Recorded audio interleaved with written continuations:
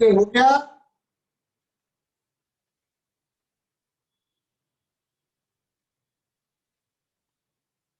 कर लिया बेटा, ध्यान देना।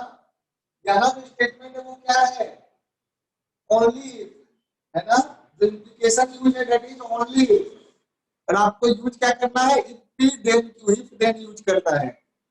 तो कैसे करेंगे, है ना, इसको कैसे किया जाए ये बात समझो। तो पहले मैंने क्या बताया था, ओनली का मतलब क्या होता है, अगर आप लिखते हैं ओनली इफ क्यू, इसका मतलब क्या होता है, क्यू इंप्लाइज पी, यही होता है ना बेटा, क्यू इंप्लाइज पी। और इफ पी देन क्यू में क्या होता है, पी इंप्लाइज क्यू। यहाँ पर क्यू इंप्लाइज, इसका मतलब क्या हुआ, क्यू इंप्लाइज पी। तो क्यू इंप्लाइज पी लिखना ही पड़ेगा। समझो इसको मैं क्या कहना चाह रहा हूँ, है ना। यहाँ पर आप स्टेटमेंट का नाम दे दो, पी क्यू की जगह ए बी नाम रख दे। ध्यान देना, ध्यान दे रहे हो मैम, सचिन ध्यान दे रहे हो बेटा। Yes sir. हाँ ध्यान देना। कर दिया या बताओ, हो गया। हो गया मैम। Yes sir. आज अच्छा, तो फिर मैच करना। यहाँ पर मैं एक स्टेटमेंट का पहले वाले को कर रहा हूँ, पहला वाला देखना। तो in this question the first part, मैं क्या लिख रहा हूँ, इस फर्स्ट पार्ट में बेटे आई एम राइटिंग, यहाँ पर मेरा पहला स्टेटमेंट है, उसका नाम दे दो ए। तो पहला स्टेटमेंट का नाम दे दिया ए, है ना, या सेंटेंस का नाम दे दिया ए। तो ये सेंटेंस क्या है, you can access the website, है ना, you can access the website.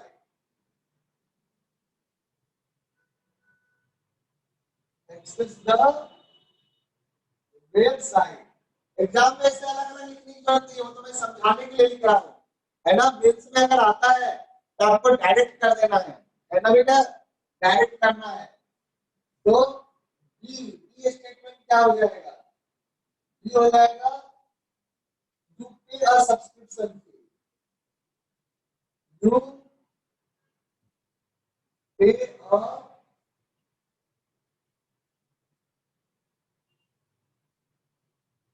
Subscription fee, you पे अ सब्सक्रिप्शन फी। तो यहाँ पर क्या लिखा है देखो, ओनली इफ लिखा है। तो ओनली इफ का मतलब क्या हुआ, ऊपर वाले सेंटेंस का क्या मतलब हुआ, ऊपर वाले सेंटेंस का मतलब हुआ कि B implies A, B implies A मतलब हुआ। तो अगर मैं इफ बी देन क्यू के फॉर्मेट में लिखूंगा तो भी उसका मतलब क्या होना चाहिए, उसका मतलब बी इंप्लाइज ए ही होना चाहिए, क्योंकि सेंटेंस का मतलब बी इंप्लाइज ए है।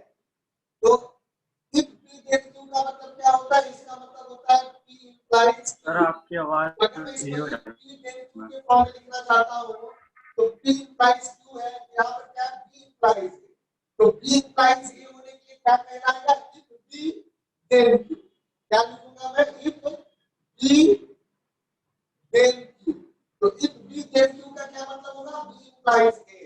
तो इस सेंटेंस को आप कैसे लिखेंगे, the first sentence can be written as your answer will be how much, what will be your answer, your answer will be you can pay a फी, है ना, इफ, है ना, if you can pay a fee, if you can pay a fee then you can access the website. क्या हो जाएगा, if you can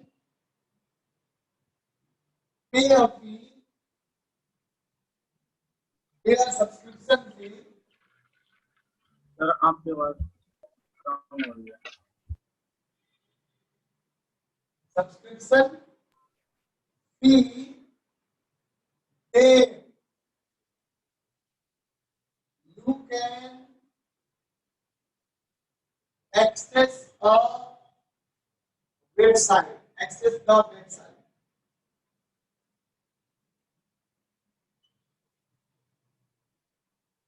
ठीक है, true है, द लिखा है, द का मतलब किसी स्पेसिफिक वेबसाइट की बात हो रही है ना। हो सकता है ट्रू फॉल्स की बात है, कोई बिना सब्सक्रिप्शन फी के भी कर सकते हैं, तो वो चीज नहीं है। तो स्टेटमेंट ये जरूरी नहीं है ना। तो अगर पार्टनर वेबसाइट मेंशन होता तो अलग बात होता, ऐसे नहीं कह सकते। है ना, तो वो चीज अलग है। बट इफ ओनली इफ आपने किसमें कन्वर्ट कर दिया, ओनली इफ आपने कन्वर्ट कर दिया इफ और देन में, इफ देन में, इस कन्वर्जन को अच्छे से देखो। मयंक, मयंक काटू सर गया, यस सर, ये वाला आपने सही किया था। Yes sir. चलो वेरी गुड। सचिन, यहाँ कैन सचिन लगाना बेटा, जरूरी नहीं है सर। हाँ बोलो। सर ये कैन लगाना जरूरी थोड़ी ना सर, क्या है लगाना? जरूरी नहीं है ना सर। बेटा ये ऐसे भी तो हो भाई, सकता है इफ हम थोड़ी लगा रहे इफ हैं यू भाई, पे अ सब्सक्रिप्शन, बेटा। if you pay a subscription fee then you can access the website. अच्छा ये भी वहाँ यहाँ नहीं लगेगा, यहाँ नहीं लगेगा, यहाँ नहीं लगा होगा बिल्कुल। यहाँ हाँ नहीं जी लगा सर। हुआ तो यहाँ भी नहीं लगेगा, मैंने गलती से लिख दिया। ठीक है बेटा। सर आपकी आवाज नहीं आ रही। अच्छा मेरी आवाज जा रही है अब? आवाज जा रही है सर? मयंक, अब आ रही सर। आ रही है आवाज? Yes sir. चलो ठीक है, कट तो नहीं रहा मेरा आवाज? सर कभी ज्यादा जाती है, कभी धीरे जाती है। अच्छा देखते हैं, चलो मैं उसको अभी मैं थोड़ा एक्सेस कर रहा हूँ। Let me check what is the basic problem. अभी आवाज क्लियर आ रही है, प्रॉपर आ रही है? Yes sir. चलो ठीक, तो देखते हैं, कब आए तो मुझे तुरंत बता देना, है ना। चलो तो यहाँ तक हमने इसको समझा। उसी तरह से दूसरे वाले को कर लोगे सचिन, कर लोगे? Yes sir. सेकंड वाले को कर लोगे? चलो ठीक है, Yes sir. तो आप कर सकते हो। तो आगे बढ़ता हूँ।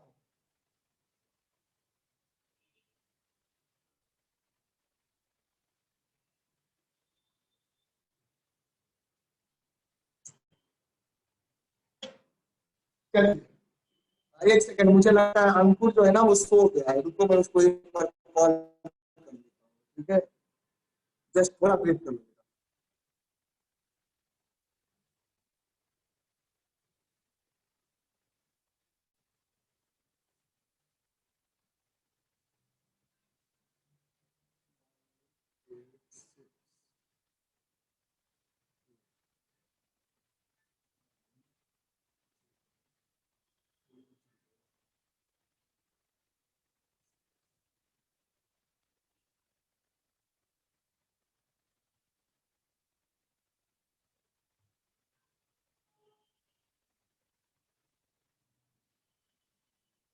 Hello hello hello hello hello, हाँ हेलो अंकुर, हाँ, मैं राशिया बोल रहा हूँ लेक्चर एजुकेशन से। अच्छा ठीक है ना, लेकिन मैं रिकॉर्डिंग भेज दूंगा, है ना, रिकॉर्डिंग भेज दूंगा। चलिए ठीक है।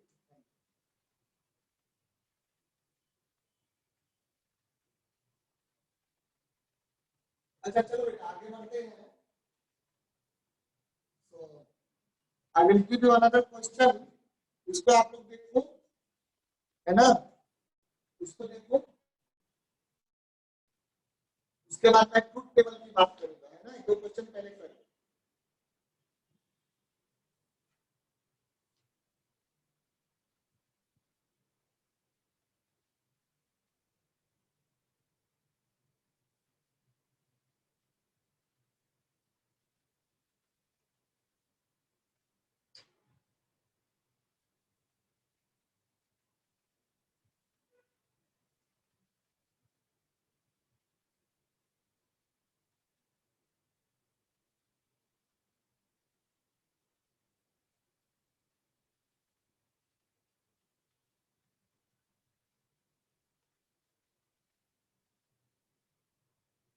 चलो मैं ट्रुथ टेबल पे क्वेश्चन देता हूँ, है ना, बड़ा सिंपल सा क्वेश्चन देता हूँ ट्रुथ टेबल पे। And let me check that what you are, फिर मैं आपको समझाने दूंगा इस क्वेश्चन के हेल्प से ट्रुथ टेबल।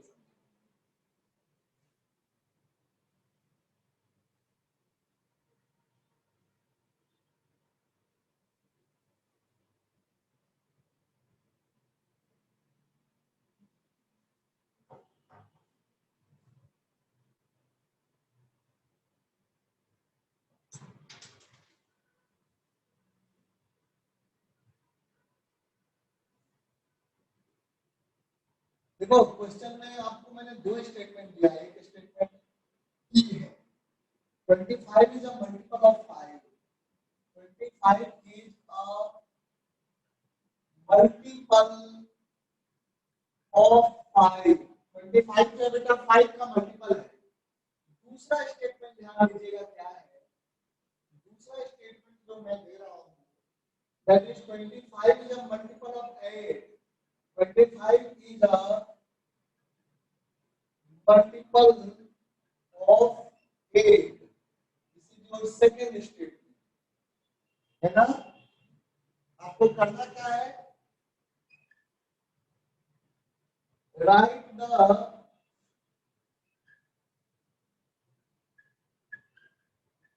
compound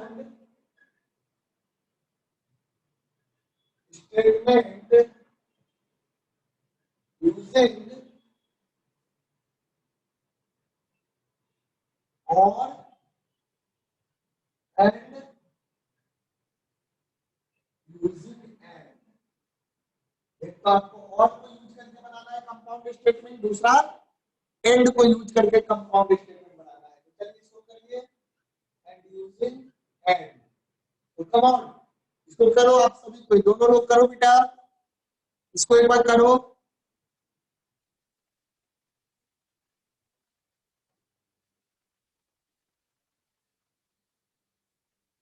है ना। उसके बाद क्या करोगे, स्टेट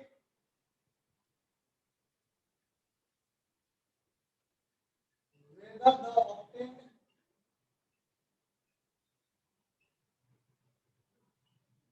compound statement हो गया सर। हो गया ना, कंपाउंड यस सर हो गया। स्टेटमेंट इज, मार्कर बहुत जल्दी सूख जाता है ऑनलाइन में दिखता है, एक सेकंड हो जाता है।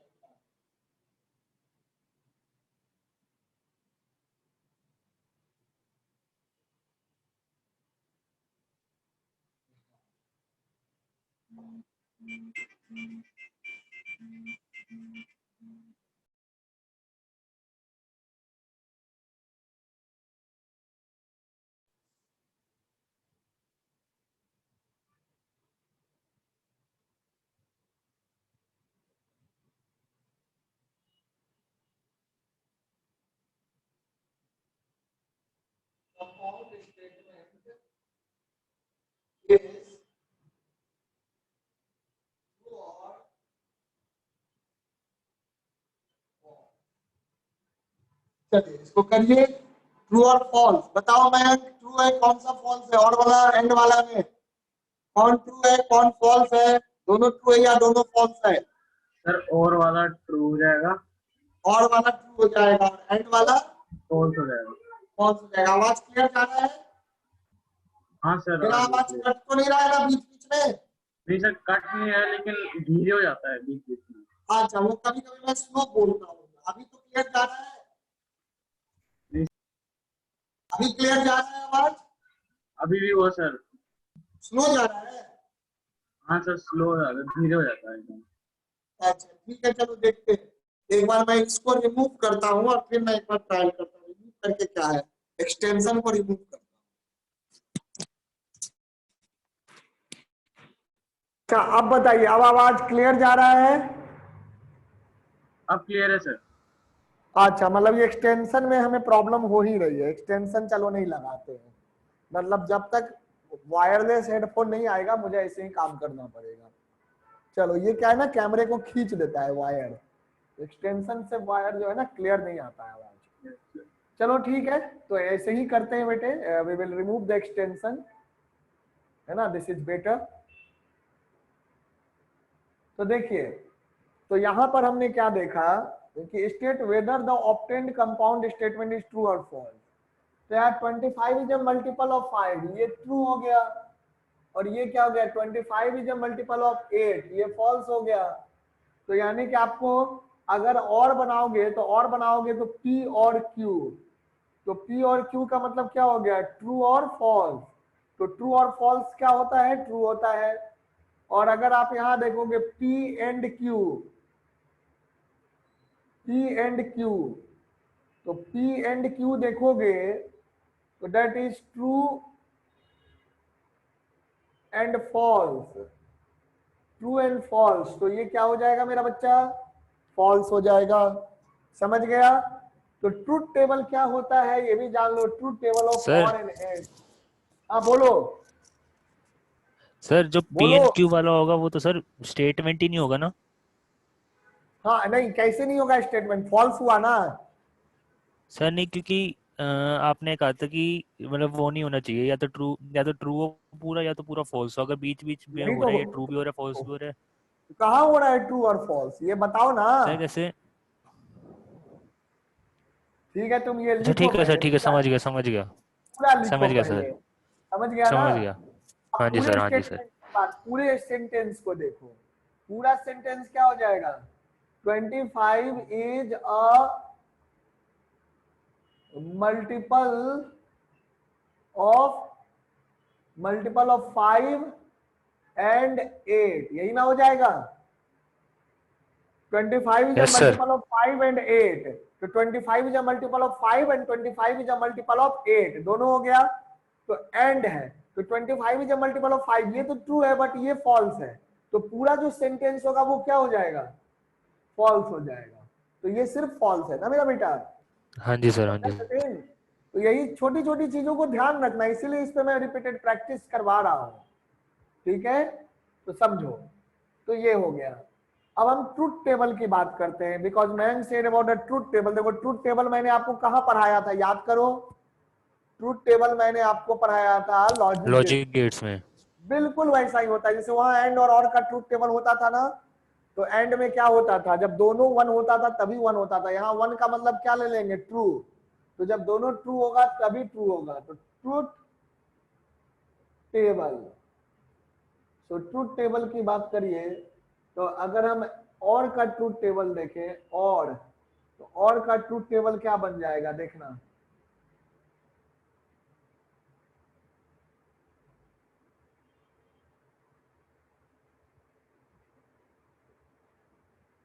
ये हो गया P, ये हो गया Q, और ये हो गया P और Q, P और Q। तो देखिए, तो P में आपका हो गया, मान लो अगर ये फॉल्स हो जाता है, ये फॉल्स हो जाता है, तो P और Q भी फॉल्स होगा। ये फॉल्स होता है, ये ट्रू होता है, तो ये ट्रू होगा।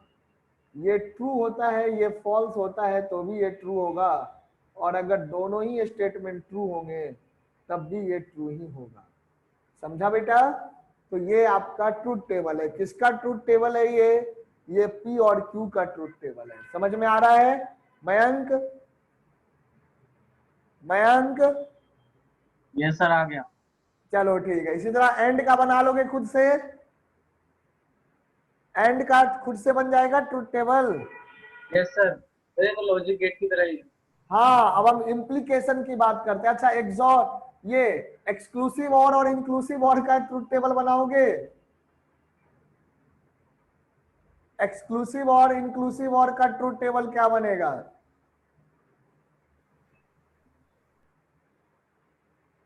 देखो एक्सक्लूसिव और में क्या होगा, एक्सक्लूसिव और में तो दोनों ट्रू हो ही नहीं सकता ना। हो सकता है? नहीं सर। है ना, एक होगा तो दूसरा नहीं होगा। समझे? यस वो सर। चीज है। तो चलो एनीवे आगे बढ़ते हैं। सर हाँ, इसका क्वेश्चन में कैसे यूज करेंगे ट्रूथ टेबल का मैथमेटिकल रीजनिंग में? यही तो हो गया, ट्रूथ टेबल पूछ सकता है। क्वेश्चन में आपको ये दिखेगा, क्वेश्चन जैसे हमने और देखा, देखो बेटा जैसे और है, यहाँ पे क्या था, ट्रू और फॉल्स है। तो ट्रू और फॉल्स है ना बेटा, तो ट्रू और फॉल्स वाला स्टेटमेंट क्या हो जाएगा, ट्रू। ट्रू हो जाएगा। फॉल्स और ट्रू वाला ट्रू हो ट्रू। जाए। तो अगर ट्रूथ टेबल है तो ट्रूथ टेबल से आप आसानी से देख सकते हैं कि कंपाउंड स्टेटमेंट ट्रू होगा या फॉल्स होगा। तो सर इसमें तो सिर्फ दो के याद करने पड़ेंगे ना, और का और एंड का बस? और का एंड का क्यों, और भी होगा। If only and, if and only if का भी हो सकता है ना, इफ देन का भी हो सकता है। समझा?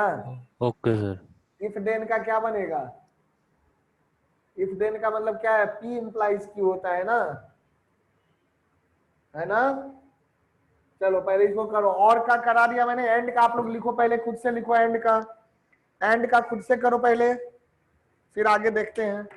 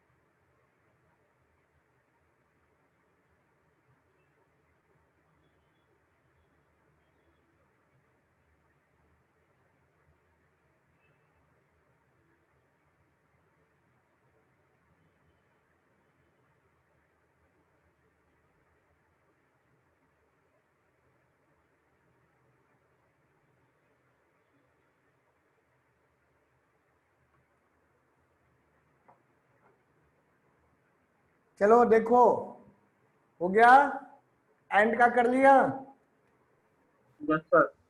अच्छा, अब इसका देखो, ट्रूथ टेबल ऑफ एंड का आप लोग कर सकते हैं। तो truth table of if then का देख रहे हैं, if then, truth table of, अरे भाई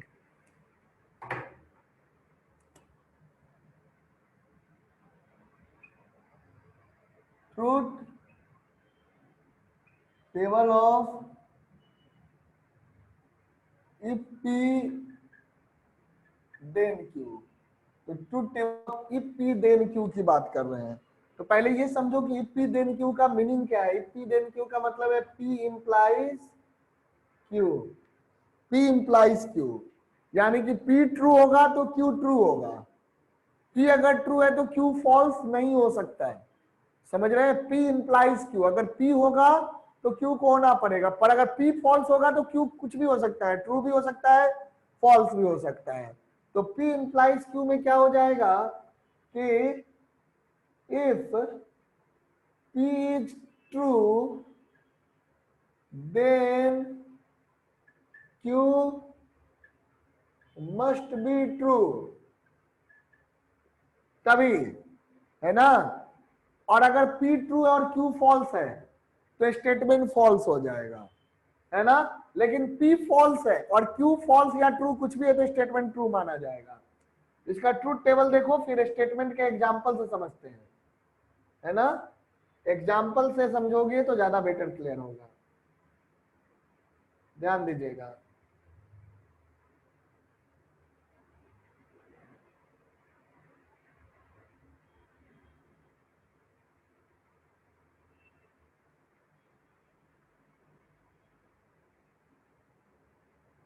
पी क्यू, और ये हो गया if P then Q. If P क्या कहोगे, इफ पी देन क्यू, ध्यान देना है।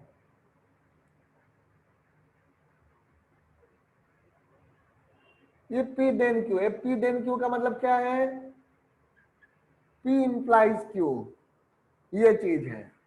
तो ध्यान से देखना बेटे, यहां पर क्या होगा, इफ पी देन क्यू, अगर पी ट्रू होगा और क्यू भी ट्रू होगा तो ये स्टेटमेंट ट्रू हो जाएगा, क्योंकि पी इंप्लाइज क्यू।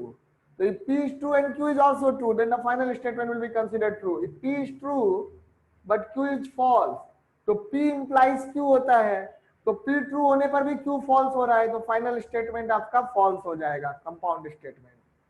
अगर ये फॉल्स है, ये फॉल्स है, तो ये कुछ भी हो सकता है, ट्रू भी हो सकता है और ये फॉल्स भी हो सकता है।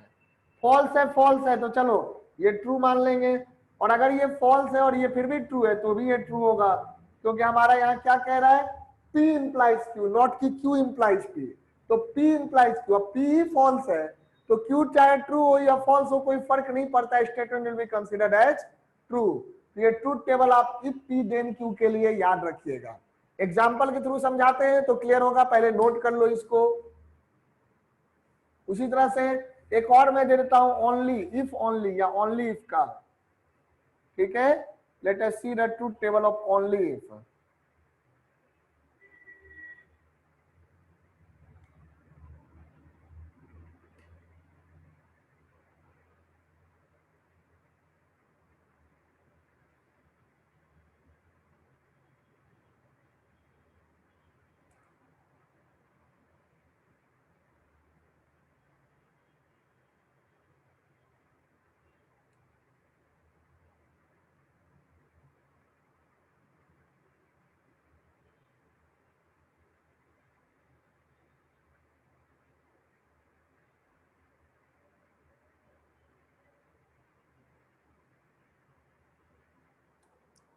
ये हो गया बेटा, मैं इसी में बना दूं। मयंक ये वाला समझा, देखो बेटा मयंक। Yes sir. चलो अब ओनली इफ का आप जरा सोच के बताना पहले, सचिन आप भी देखिएगा। P only if Q, P only if Q का मतलब क्या होता है, Q implies P, Q implies P, यानी कि जब Q ट्रू होगा तो P भी ट्रू होगा तो ट्रू मानेंगे, और Q फॉल्स होगा तो P भी फॉल्स हो या ट्रू हो।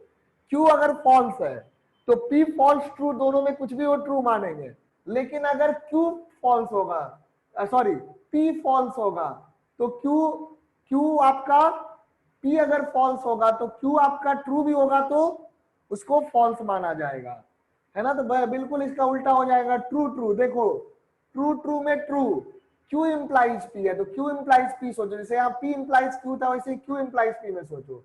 तो Q इंप्लाइज P में क्या होगा कि Q implies P, so if Q is true then P will be true, so it will be true. अब देखो Q implies P, if Q is false then P can be true और false anything, तो Q false होने पे भी true हो जाएगा। और उसके बाद if Q is false, if Q is, yeah, if Q is true, if Q is true then P must be true। अगर P true नहीं होगा तो क्या होगा, because Q implies P, तो अगर Q true है तो P को true होना पड़ेगा, लेकिन अगर Q false होगा तो क्या होगा, false आ जाएगा।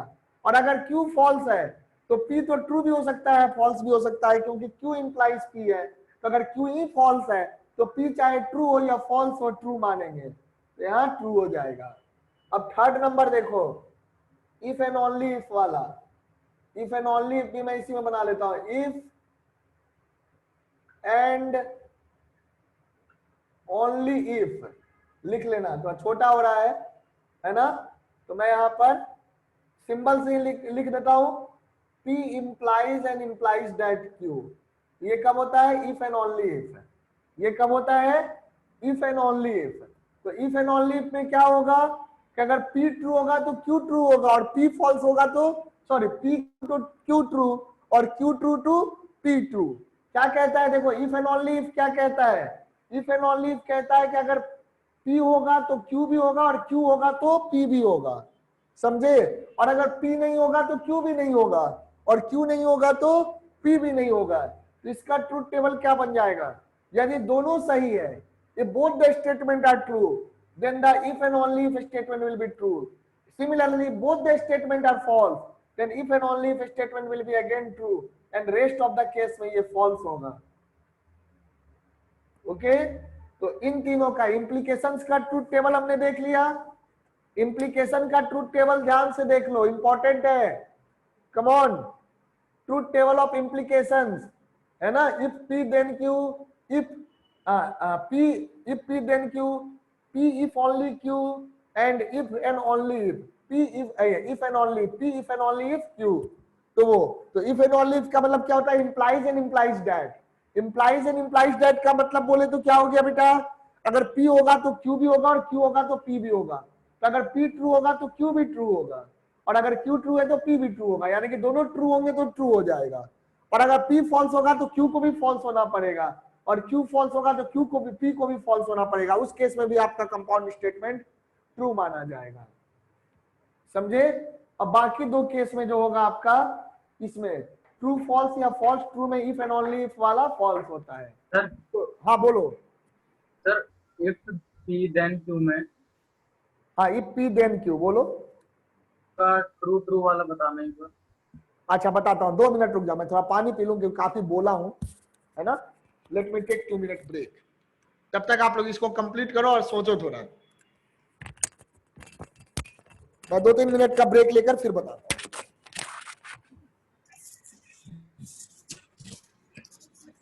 हेलो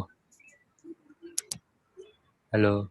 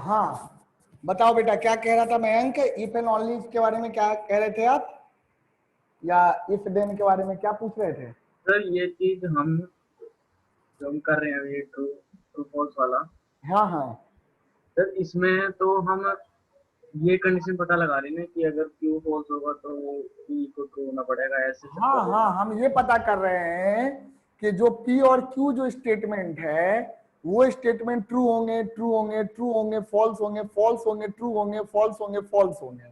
तो अगर जो गिवन स्टेटमेंट है, इंडिविजुअल स्टेटमेंट या सेंटेंस है ना, स्टेटमेंट कहिए बेसिकली, स्टेटमेंट होगा तभी ये ट्रू फॉल्स की बात आएगी, स्टेटमेंट नहीं होगा तो नहीं आएगी, है ना। तो अगर जो स्टेटमेंट है वो ट्रू फॉल्स फॉल्स ट्रू इस तरह से है, दोनों इंडिविजुअल स्टेटमेंट, तो उस केस में जो इम्प्लीकेशंस हैं इफ पी देन क्यू वो क्या होगा, इफ ओनली या ओनली इफ क्या होगा, और इफ एंड ओनली इफ वाले में क्या होगा, है ना। तो ट्रूथ टेबल के हेल्प से हम ये बता सकते हैं कि इंडिविजुअल स्टेटमेंट के ट्रू फॉल्स होने से उसके किस पेयर के लिए आउटपुट का क्या होगा, आउटपुट जो यानी कि फाइनल स्टेटमेंट होगा, है ना, कंपाउंड स्टेटमेंट जो इम्प्लीकेशन के हेल्प से बनेगा वो क्या होगा, है ना, वो ट्रू होगा या फॉल्स होगा, ये हम बता सकते हैं। ये बात समझे? सर एक बार ना इफ पी देन क्यू वाला बता दो दोबारा। हाँ एग्जाम्पल लेकर के, वही मैंने कहा आपने इसको कर लो तो एग्जाम्पल के हेल्प से मैं बताऊंगा इफ पी देन क्यू का, है ना, एक एक करके एग्जाम्पल लेकर के समझाएंगे। करो बेटा।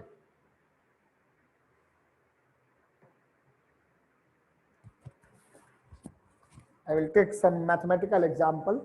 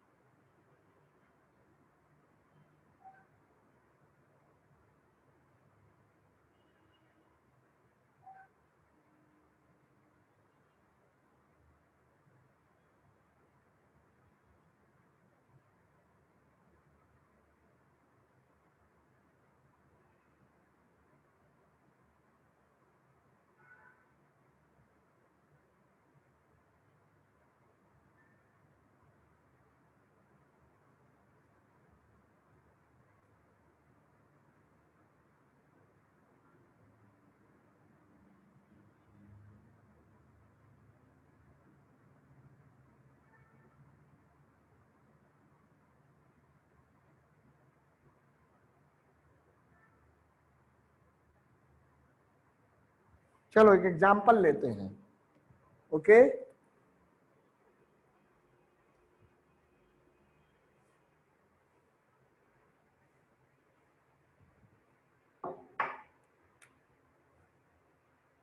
If a number n is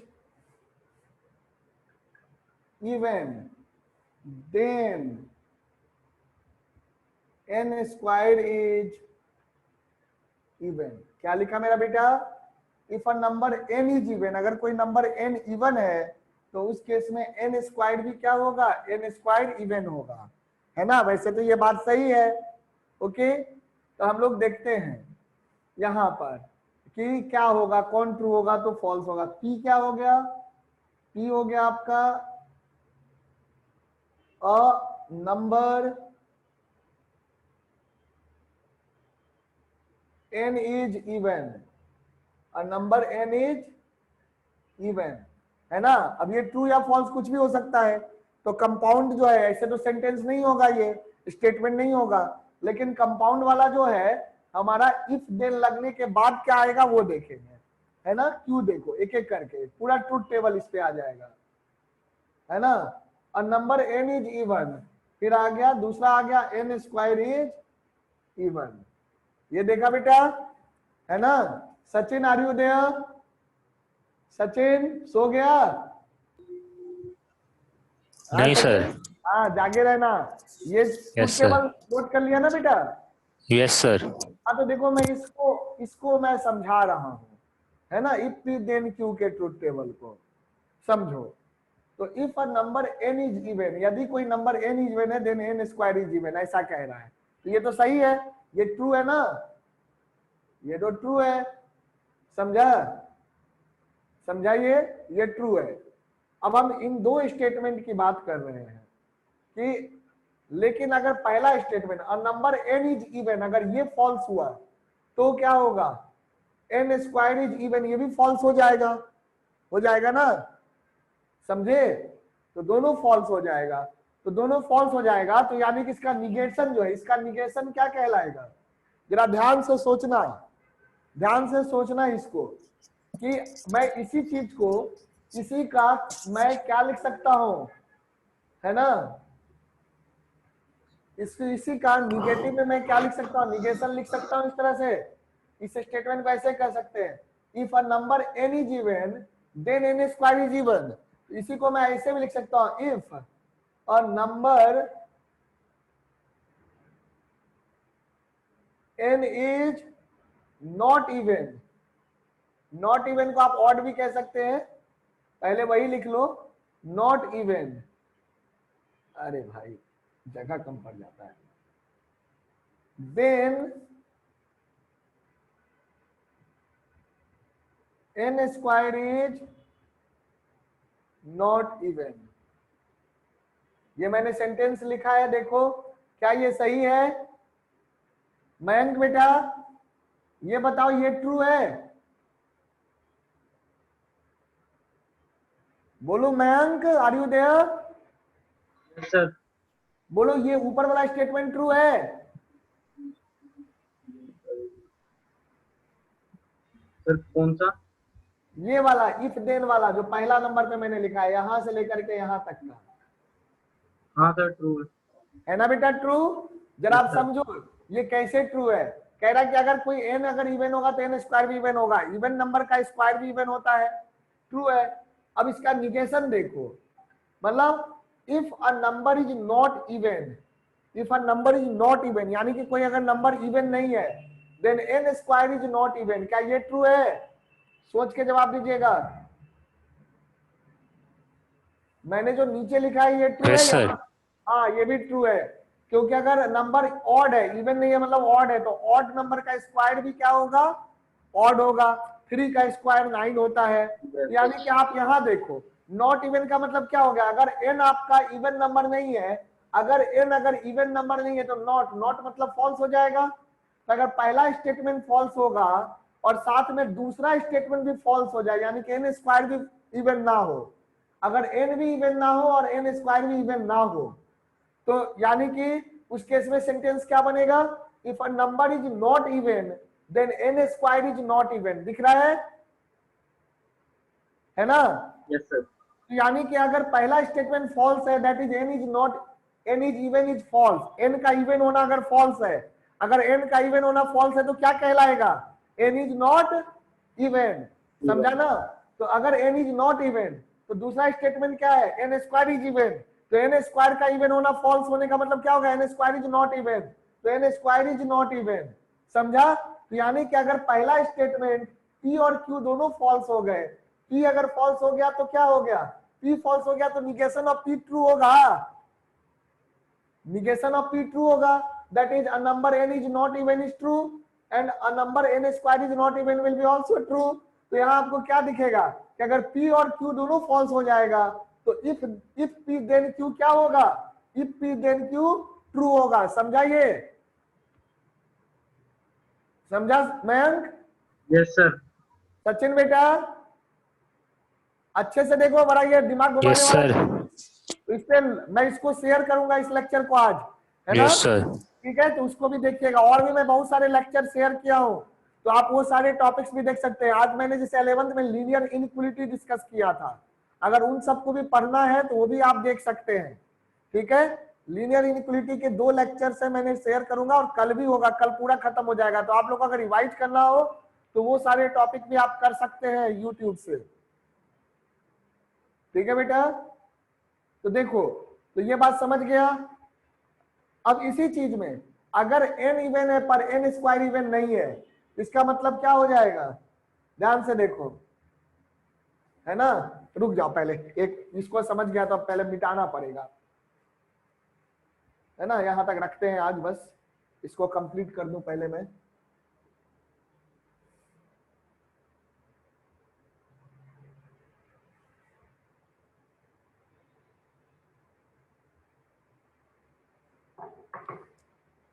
अब देखो यहां पर हम बात कर रहे हैं इफ P देन Q का। अब बात करते हैं P ट्रू है पर Q फॉल्स है ना, यानी कि n तो इवन है, n इवन है, तो अगर n इवन होगा तो अगर n इवन है तो उसका स्क्वायर क्या होगा, बोलो। अगर n इवन है तो उसका स्क्वायर इवन होगा, यानी कि P यस इंप्लाइज सर। है ना। तो अगर P ट्रू है तो Q को भी, मतलब P अगर ट्रू है तो Q को ट्रू होना पड़ेगा, that is n should be even, n should not be even नहीं हो सकता। तो ऐसा स्टेटमेंट आपका क्या हो जाएगा, फॉल्स हो जाएगा।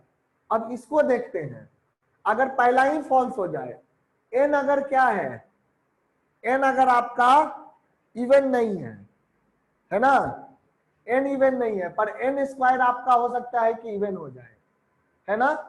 तो n स्क्वायर इवन हो जाए, तो n स्क्वायर जिसे मान लो n स्क्वायर, तो n स्क्वायर को मैं अगर 8 लिख दूं तो n क्या हो जाएगा, n हो जाएगा 2√2, इरेशनल हो जाएगा। तो ये ना ऑड है ना इवन है, इवन आप इसको नहीं कहेंगे, है ना, इसको इवन आप नहीं कह सकते।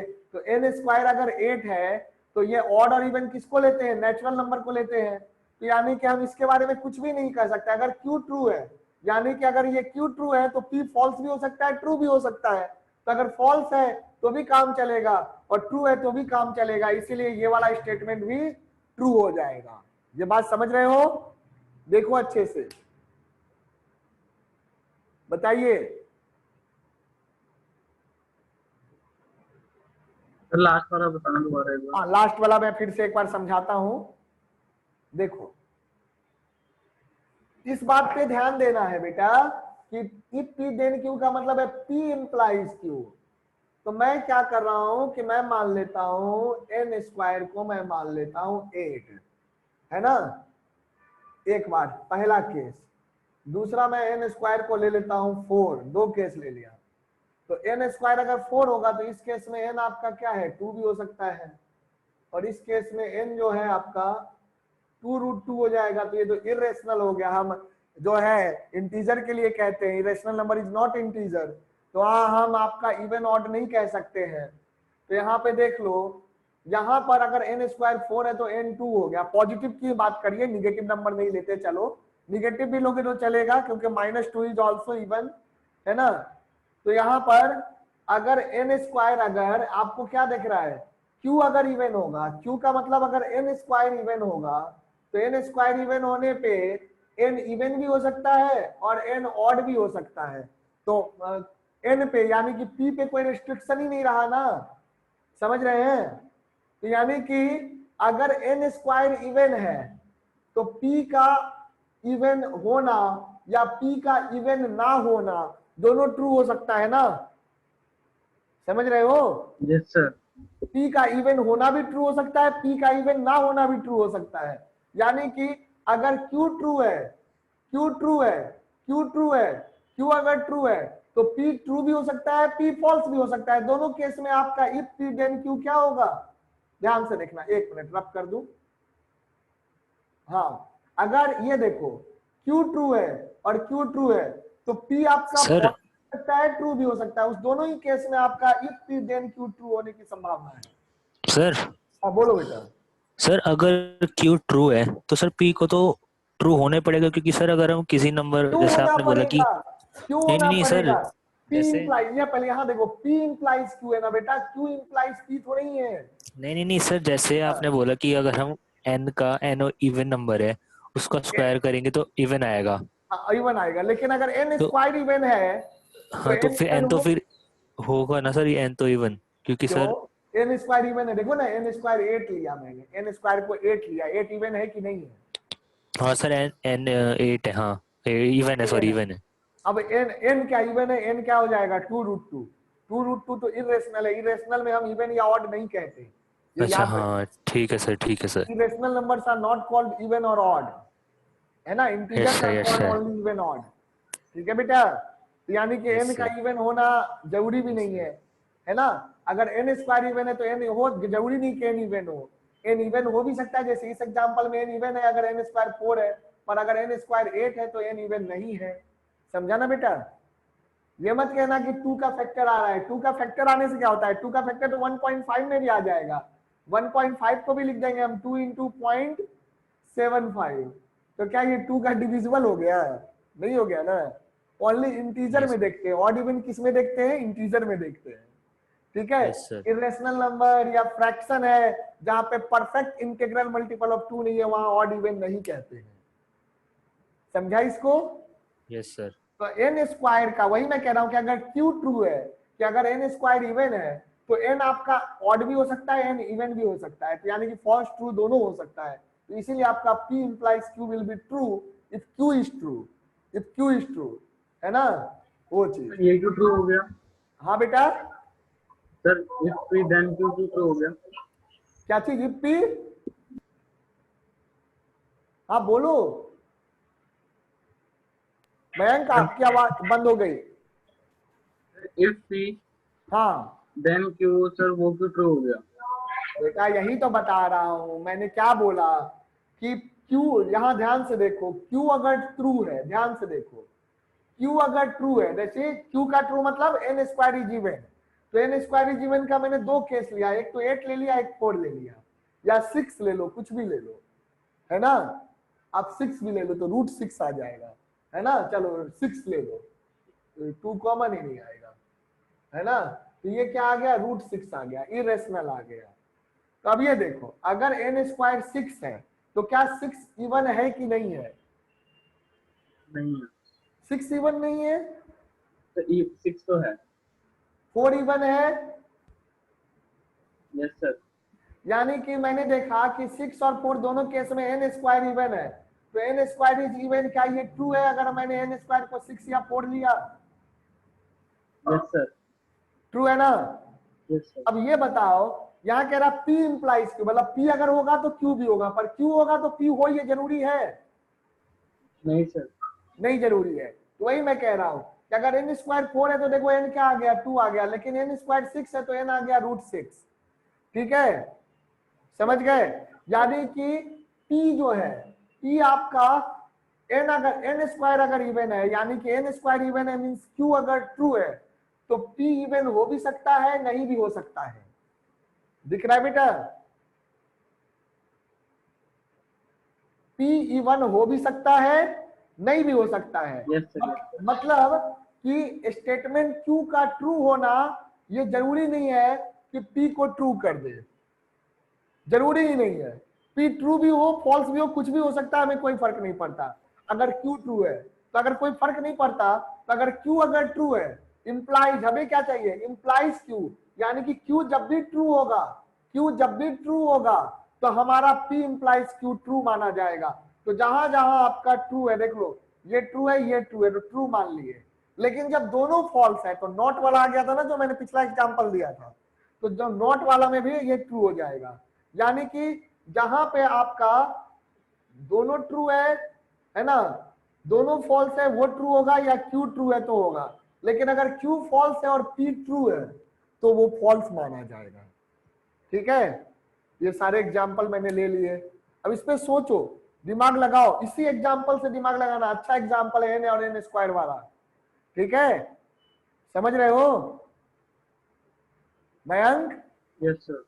तो इसी एग्जाम्पल के हेल्प से आप इसको जो है सोचिए। तो हम लोग जो है नेक्स्ट क्लास में, अभी मैं यहीं पे क्लास को रोकता हूँ, नेक्स्ट क्लास में फिर हम आगे डिस्कस करेंगे, यस है ना। सर। हाँ, ये बहुत सर बोलने कल वाला। फिजिक्स में क्या होगा? कल आपका फिजिक्स है क्या? यस सर, मैं फिजिक्स और केमिस्ट्री है सर कल। कल है आपका क्लास? कल कौन सा दिन है, फ्राइडे है ना। सर हाँ कल आपका, नहीं है।